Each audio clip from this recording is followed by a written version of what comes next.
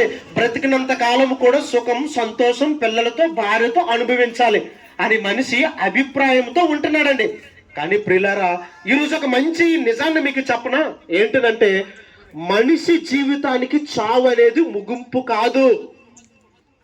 చావుతోనే మనిషి జీవితం అనేది ముగింపు కావట్లేదు. మనిషి బ్రతికినంత కాలము కూడా సంతోషంగా బ్రతుకుతున్నాడు, మరణిస్తున్నాడు. మరణించిన తర్వాత మరో జీవితం అంటూ ఉందన్న సంగతిని మనిషి మరిచిపోతున్నాడండి. ఏంటండి, చనిపోయిన తర్వాత ఒక మనిషికి మరలా మరో జీవితం ఉందా? ఏంటి, మీరు ఏమైనా కథలు చెప్పడానికి వచ్చారా మా ప్రాంతానికి? ఏమైనా కట్టుకథలు చెప్పడానికి వచ్చారా అని ఒకవేళ మీరు అనుకోవచ్చు.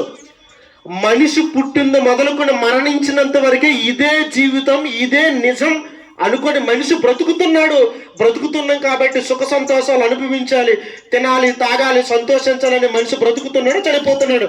కానీ వాస్తవం ఏంటో తెలుసా? మనిషికి చావుతోనే ఈ జీవితం అనేది ముగింపు కాదు. చావు అనేది మనిషి జీవితానికి ప్రారంభం, మరో జీవితానికి